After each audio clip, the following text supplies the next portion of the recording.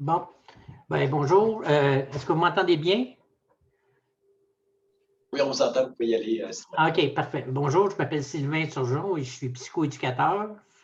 Là, je n'ai pas le contrôle sur les diapos, fait que là, je ne sais Oui, pas qui. oui, en fait, juste cliquez sur la diapo avec votre souris 2 fois. Ah, OK. Voilà. Ah, bon, OK. Le seul conflit que je peux avoir, c'est que je participe aux réunions des alcooliques anonymes depuis 34 ans. Donc, ça fait 34 ans que je suis abstinent de drogue et d'alcool, mais je ne m'attarderai pas tellement au vécu personnel. Je veux plus arriver pour vous parler des expériences que j'ai créées à travers le temps, à travers les fraternités, mais aussi la formation professionnelle que je suis depuis bientôt 28 ans. Donc, si je suis psychoéducateur, c'est que j'ai fait un petit bout de chemin. Excusez. En premier lieu, c'est connaître le concept des fraternités anonymes et leur spécificité. L'important, c'est de justement arriver à faire ça. Ça fait 1 an que je fais partie du programme ECHO et je juge important parce que souvent, je vais entendre des messages ou des situations qui ont un lien avec Alcooliques Anonymes et quand je rencontre ça, c'est souvent erroné ou assez loin de la vérité. Là. Fait que c'est pour ça que je voulais arriver et être capable. J'ai demandé au docteur Dubroc s'il y avait moyen à un moment donné de mettre des éclaircissements, ça m'aiderait énormément. 2, déconstruire les mythes autour des fraternités anonymes. Et 3, s'outiller pour aborder le sujet des fraternités anonymes avec les patients et les clients. Bon, comme je disais tantôt, je fais partie de ceux qui ont déjà péché, donc ça fait 34 ans. Je suis quelqu'un qui faisait des drogues par injection au niveau cocaïne, alcool, etc., etc. Donc, j'avais un véhicule qui sortait de l'ordinaire et il faut se reculer que voilà 35 ans, les ressources en toxicomanie chez les gens qui faisaient des drogues par injection étaient énormément minimes. Là. Je vous donne un exemple, c'était quasiment dans les premiers balbutiements de la maison Jean Lapointe. Là. Fait que c'est pour vous donner une idée de la façon que ça a été pris de ce côté-là. C'est des constatations que j'ai faites au fil du temps parce que après 2 ans d'abstinence, je me suis aperçu que juste la fraternité, ça m'aide en rien. Là. Fait que je voulais arriver et être capable de venir faire des études puis de faire différentes choses à ce moment-là. Donc, après quelques années de thérapie, j'ai décidé d'entreprendre des études où ça a été certificat en toxicomanie et par la suite, ça a été un diplôme de 2e cycle. Je fais partie de la première cohorte qu'il y a eu pour le diplôme de 2e cycle en toxico, okay, qui a été fait par la Faculté de médecine de l'Université de Sherbrooke, qui, elle, autrement dit, débutait là, le programme. Là. Ça s'est arrivé, puis je pense que l'Université de Montréal s'est produit avec le même genre de programme, mais 2 ans après ou quelque chose du genre. Là. Fait que ça a été ça. On a fait le diplôme de 2e cycle. À ce moment-là, je n'ai pas de bac. J'avais été reconnu pour une reconnaissance des acquis pour que, justement, dû à mes années d'expérience que j'avais à ce moment-là, j'avais plus de 10 ans d'expérience en intervention et l'université avait accepté de me prendre dans le cadre du diplôme à ce moment-là. Par après, j'ai implanté un projet, autrement dit, au niveau des troubles concomitants en 2003-2004. Dans ce temps-là, on appelait ça le Centre régional de santé mentale. C'était pour le Service correctionnel canadien. Et j'ai implanté mon premier projet parce que c'était une sociologue, une criminologue à ce moment-là qui avait arrivé puis qui avait dit on cherche quelqu'un pour implanter. Et dû mon expérience des milieux un peu plus, je vous dirais, délinquants, ces gens-là m'avaient approché. On avait implanté ce programme-là qui a duré comme 3 ans là, à ce moment-là. Ça fait 28 ans que je suis en pratique privée, donc je dessert principalement des programmes d'aide au personnel, Société des alcools, des jardins, etc. Donc, la clientèle que je rencontre est souvent, autrement dit, provient des programmes d'aide aux employés à ce moment-là. Et je participe au programme ECHO depuis bientôt 1 an. Fait que je vais aller au vif du sujet. Fait que ça, c'était pour vous donner les 2 volets qu'il y avait de ce côté-là. Alcoolique Anonyme est-il un mouvement religieux? Ça, c'est quelque chose que j'entends régulièrement. Alcoolique Anonyme n'est pas religieux. C'est un mouvement à connotation spirituelle où on prône un mode de vie en 12 étapes. C'est la raison pourquoi que beaucoup de gens vont penser ça ou vont dire ah, ben là, il parle du bon Dieu régulièrement. C'est qu'il faut penser que Alcoolique Anonyme a 86 ans et que la majorité des rencontres ont toujours eu lieu dans des églises. Déjà là, le premier contact là, pour dire ce côté-là. Et deuxième des choses, les vieux membres dans ces fraternités-là, moins maintenant, mais lorsque moi j'ai débuté, c'était des gens qui venaient d'un système judéo-chrétien. Donc, la religion catholique était extrêmement forte là, à ce moment-là. Mais le mot Alcooliques Anonymes n'est pas religieux parce que lorsque les gens fréquentent des réunions maintenant, les gens vont parler de spiritualité, d'une voix intérieure, de l'effet du groupe, de l'appartenance, etc., etc. Mais ça tend beaucoup, beaucoup à changer. Pour le fréquenter encore régulièrement, là, je peux vous dire que ça tient à changer. Et il y a quelque chose que je veux mener votre opinion, c'est que au niveau des hôpitaux et des soins médicaux, Alcooliques Anonymes, allé jusqu'en 90 à peu près, était très impliqué dans le milieu hospitalier. Sauf qu'avec tous les barèmes, les études, les tenues de dossier, la loi 21, il y a plein de divergences qu'il y a eu au niveau où ce qu'on demandait une connotation professionnelle beaucoup plus élevée. Et heureusement, dans plusieurs situations, je dirais, là on est arrivé, puis on a commencé à arriver à tasser ce côté-là. Mais dans les premières années, Alcooliques Anonymes avait une alliance très, très forte avec tout ce qui était milieu hospitalier. Quelque chose que je tiens à porter à votre attention, lorsqu'on faisait notre diplôme de deuxième cycle en 2000-2003, on avait un cours qui était de 45 heures qui était spiritualité et toxicomanie. Déjà là, l'université disait qu'il y a de l'emphase qui est mise de ce côté-là, puis il faudrait prendre le temps d'arriver de l'aborder. Fait qu'à ce moment-là, là, ça serait important là, de commencer à arriver à le voir. Comment aborder les fraternités anonymes avec la clientèle? La première chose que je peux vous dire de ce côté-là, c'est de le vendre comme un essai au niveau du client. Okay? Lui expliquer qu'il ne sera plus seul à travers ça. La raison est très simple, c'est d'amener vers des gens qui ne consomment ni alcool ni drogue. Je vais en revenir pour les gens qui consomment des drogues versus Alcooliques Anonymes, parce qu'on est porté à dire Alcooliques Anonymes, c'est pour l'alcool, Narcotiques Anonymes, c'est pour les drogues, Cocaïne Anonyme, c'est la cocaïne. C'est pas tout à fait ça. Je vous dirais qu'il y a énormément de vieux groupes dans Alcooliques Anonymes qui vont prendre ce que les gens ont des doubles dépendances. Donc, le but, c'est d'amener la personne à travers cette démarche-là. Comme je le disais tantôt, Alcooliques Anonymes, ça doit être vu comme un outil. Ce n'est pas une porte de sortie. Ça doit être vu comme un outil dans le cadre d'un plan de réinsertion, de réhabilitation, de mettre quelqu'un en démarche et de mettre des joueurs qui sont un peu plus sains, qui sont des gens qui ne consomment ni alcool ni drogue. Là. Fait que c'est plus de côté-là là, que je voudrais arriver. La première des choses, c'est gratuit parce que la seule façon qu'Alcooliques Anonymes se finance, c'est par une collecte où on met $1 ou $2 dans une poche puis quelqu'un passe. Là, puis Alcooliques Anonymes se finance comme ça depuis 86 ans. Là. Fait que c'est plus de ça. Et où ce que je mets beaucoup d'emphase, c'est l'appartenance. C'est qu'il s'aperçoit que hey, je ne suis pas tout seul à être capable d'arriver et de vivre à l'intérieur d'une situation comme celle-là. Fait que ça, c'est quand même important. Les gens me demandent souvent si c'est possible de se faire une idée après seulement une réunion. Je vous dirais que c'est impossible. C'est à peu près chaque réunion a une conscience de groupe individuelle. Je donne un exemple. Si vous allez dans les milieux ruraux, vous allez avoir 12 réunions dans la même salle, dans la même ville. OK? Mais vu qu'elle est à des moments différents, c'est des gens différents qui s'occupent de cette réunion-là. Fait qu'il faut se faire une bonne idée. Ça serait important que la personne en fasse minimum 5 à des endroits différents. Souvent, je prends ceux qui sont à l'heure du dîner parce que les gens sont là moins longtemps. On parle d'à peu près de 45 minutes, qui est une formule de témoignage.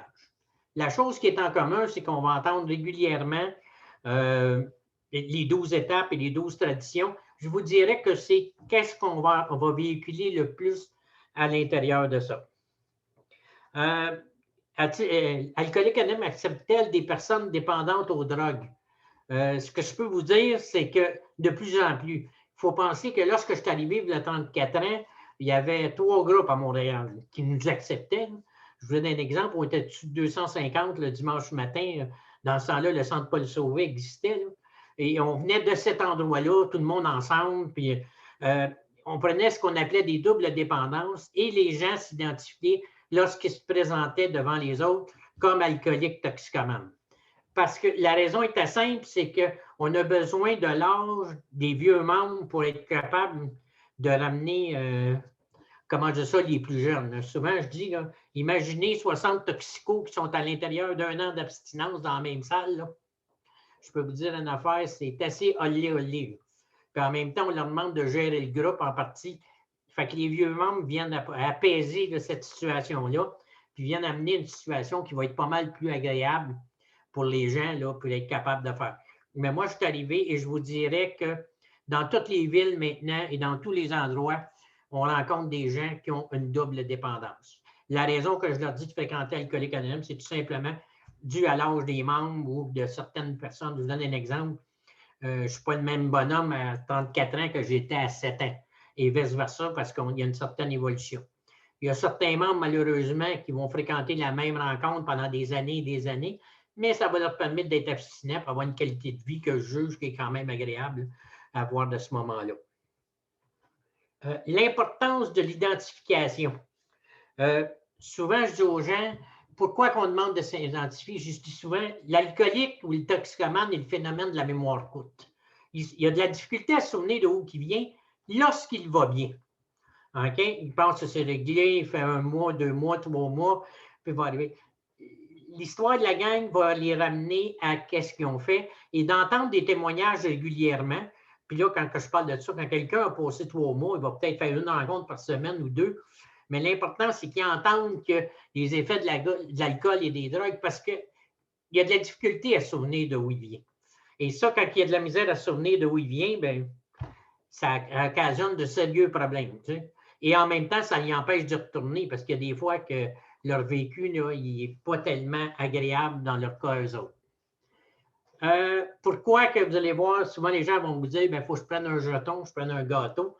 On reconnaît les temps d'abstinence au rythme de 3 mois, 6 mois, 9 mois.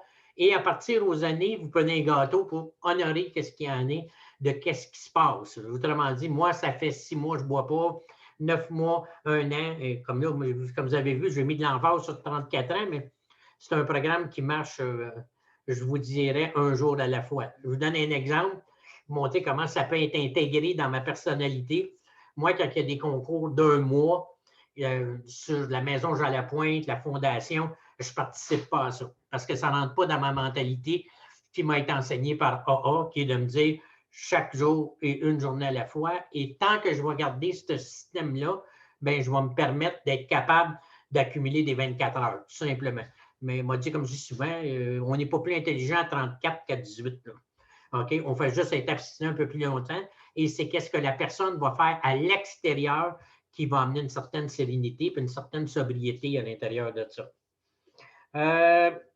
L'autre point, qu'est-ce que le parrainage, le marrainage? Souvent, on va dire qu'il y a un parrain, il y a une marraine. Si jamais vous avez des clients qui fréquentent et qui vous disent qu'ils ont un parrain, une marraine, c'est très bien parce que c'est des confidents naturels. C'est des gens qui prônent une écoute active. Souvent, je vais comparer ça à des gens qui ont des problèmes de santé mentale puis qui se retrouvent dans un organisme communautaire. Ils vont aller chercher des écoutes actives qui ont besoin au jour le jour et ça permet aussi aux professionnels de demeurer seulement dans sa sphère. Moi, la seule chose que je vérifie quand on parle de parrainage et de marrainage, c'est est-ce que monsieur est avec des hommes, est-ce que madame est avec des hommes? Parce que malheureusement, comme partout ailleurs, beaucoup de gens vont arriver, vont avoir des problèmes au niveau de l'attachement, je dirais. Okay? Ils s'attachent très, très vite. Il y a une dépendance affective qui se fait assez rapidement parce que je dis souvent, une personne blessée avec une autre personne blessée, ça ne fait pas un guéri. Là. Tu sais, ça fait 2 personnes blessées. Puis il m'a dit, comme je dis souvent, ils vont nourrir leur plaie mutuelle. Ça, c'est le volet qu'il faut faire attention. Mais quand la personne dit, j'ai quelqu'un que je connais qui a plus de 18 ans, ça veut dire que cette personne-là est disponible, ça n'écoute rien et elle a une écoute en tout temps. Ça permet d'avoir une écoute un samedi soir à 5 heures, ce que nous, on ne peut pas apporter. Là. OK? Fait c'est le volet que je pense toujours à qu'est-ce qui serait mieux de faire de ce côté-là. L'Alliance thérapeutique, médicale, psychosociale AA, moi, ça fait 28 ans que j'ai un bureau et c'est l'aspect que j'essaye de maintenir le plus possible. Je vous dirais que dans la majorité de mes interventions, tout est axé sur ce volet-là. Le médical, parce que souvent, de plus en plus, dû à plein de problèmes de santé mentale qui ont augmenté, de diagnostics qui ont été évalués, etc., etc., l'opinion du médecin est extrêmement importante. Et moi, à ce moment-là, je vais être capable de communiquer avec le doc pour savoir, bien, le client prend ça, puis là, souvent, ils vont m'appeler, ils vont dire, oui, mais il ne répond plus au diagnostic comme il répondait avant.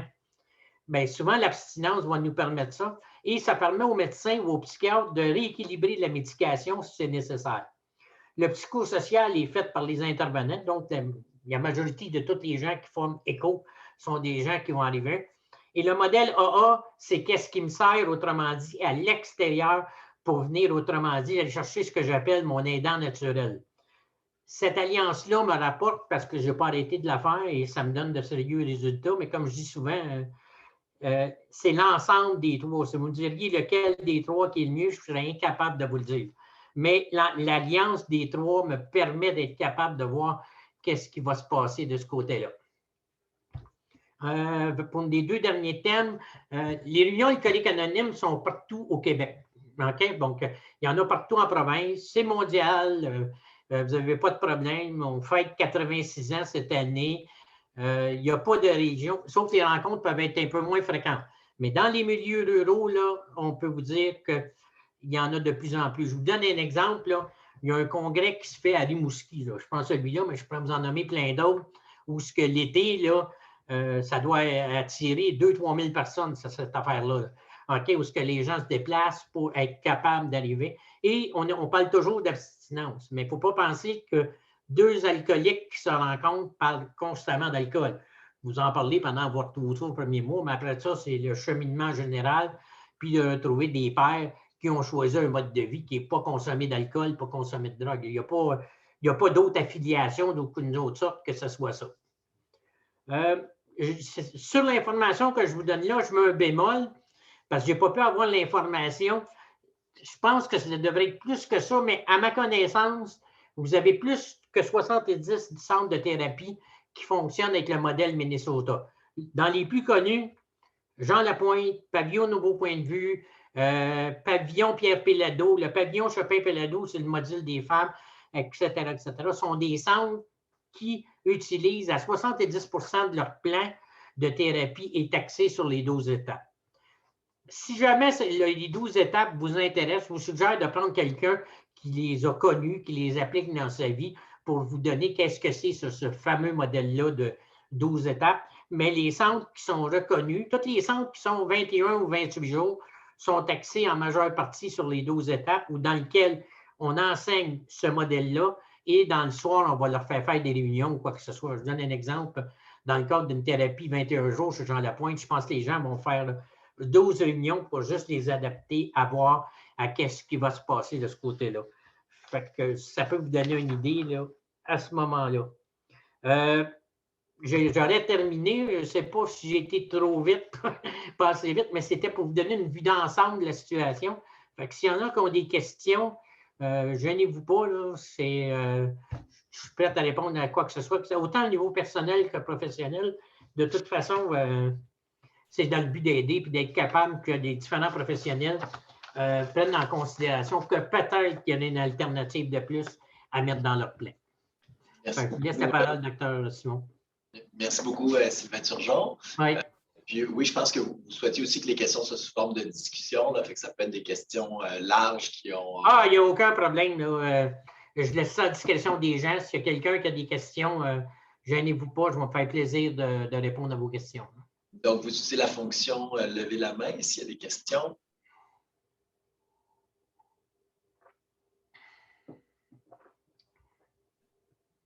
Je pense que Pascal, désolé. Très intéressant votre discussion, votre présentation. Moi, c'est Pascal, je travaille social. J'avais lu sur Internet, entre autres, qu'il y avait particulièrement aux États-Unis des rencontres de fraternité qui s'appellent Double Trouble pour, en fait, les troubles concomitants. Je sais que c'est en émergence ici. Je ne pense pas qu'il y en a au Québec, donc je voulais voir un peu votre connaissance par rapport à ça. Et aussi voir si vous avez des trucs ou des façons de faire quand il y a des patients ou des personnes nomment que pendant leur meeting, bien, ça leur crée finalement plus de craving, entendre des témoignages de consommation, ça leur donne le goût de consommer ou en fait, à force d'entendre des personnes qui ont des histoires un peu déprimantes, ça leur donne le goût de consommer aussi. Donc, j'ai 2 belles petites questions pour vous. Merci. OK. Concernant l'organisation Double Trouble, Un, c'est nouveau. OK, j'ai entendu parler de ça à une ou deux reprises. Je ne serais pas prôné à aller là. Je serais plus porté à prôner d'aller à Alcooliques Anonymes avec des vieux membres pour la seule et unique raison que c'est toujours le même principe. On recherche des gens qui ont du temps de fait. Voir ça. Par exemple, j'ai des amis à moi, un monsieur, il est paysagiste, il a au-dessus de 40 ans d'abstinence, puis il y a toujours un gars ou deux qui s'occupent dans une année pour être capable de parler. Si quelqu'un rencontre ce genre de situation-là où le craving va arriver, puis que moi, je suis en intervention, parce que moi, je ne sollicite pas dans Alcooliques Anonymes, je sollicite au niveau provincial, puis dans le cadre des programmes d'aide. Ce que je vais faire, c'est que je vais prendre un vieux membre qui va faire partie de mon environnement, puis je vais lui demander, il va dire, il est apte souvent à tomber dans cette phase-là. Est-ce que tu es capable de le faire parler suite à la rencontre? OK? Il faut que tu le fasses parler. Si tu ne réussis pas à le faire parler, mais tu m'appelleras parce que moi, le lendemain matin, je vais le rappeler, c'est garanti. Parce que, oui, il y en a que c'est ça, il faut faire très attention. Mais je vous dirais que vu que ce n'est pas commun, ben, de cette façon-là, je peux arriver et les gens me connaissent, moi, fait qu'ils m'envoient des personnes tout de suite, OK, j'ai telle affaire, j'ai telle chose ou quoi que ce soit. Là. Parce que je ne prends pas aucune référence à part ma compagnie. Je vous dirais que c'est une question de solidarité et d'honnêteté vis-à-vis de la fraternité parce que moi, je l'ai eu gratuit. Là. Okay? J'ai certaines croyances encore qui peuvent être paralysantes, là, mais je fais quand même très, très attention de ce côté-là. Mais moi, je l'enverrais avec un vieux membre ou une vieille membre, puis je dirais qu'il fallait parler parce qu'elle est portée à tomber en craving quand elle sort de là ou à se sentir très, très mal. Merci. Je pense qu'il y a Anne qui avait aussi une question. Oui, j'ai suivi 2 ou 3 jeunes qui ont assisté à des groupes AA avec qui ça a été un très, très grand succès. Et c'était à Montréal et c'était des groupes pour plus une clientèle plus jeune. Et je pense qu'ils appréciaient beaucoup le fait que c'était une clientèle plus jeune. Et je me demandais si à l'extérieur de Montréal, dans d'autres provinces ou dans d'autres villes, il y a effectivement des groupes qui sont plus destinés pour les plus jeunes, donc comme 30 ans et moins. OK. Je ferai quand même la référence vers AA. Vous avez Narcotiques Anonymes qui attire une certaine clientèle, OK, de plus jeunes, etc. Ce que je n'aime pas de ça, c'est qu'il y a trop de jeunes à l'intérieur de ça. OK, il n'y a pas de pilier pour être capable de revenir. Je vous donne un exemple. Quand je vous parlais tantôt que vous avez 34 ans, c'est des piliers qui ont pris des gars, j'avais quand même 29 ans, j'étais un modèle 1958. Là. Fait que, à ce moment-là, il fallait prendre le temps. Mais Narcotiques Anonymes peut faire la job un petit peu puis nous guider vers qu'est-ce qu'on peut faire. OK? Mais je vais vous donner un exemple. Moi, je suis arrivé à 29 ans, puis je suis arrivé dans un groupe où c'était carrément des gens au-dessus de 50 ans. Et ça a fait qu'eux n'en ramassent un autre, etc., puis qu'ils finissent par nous aider. Mais méfiez-vous toujours sur l'environnement que la personne a là. Parce que tantôt, je parlais de parrainage et de marrainage, mais c'est aussi bon pour les filles que pour les gars. Okay?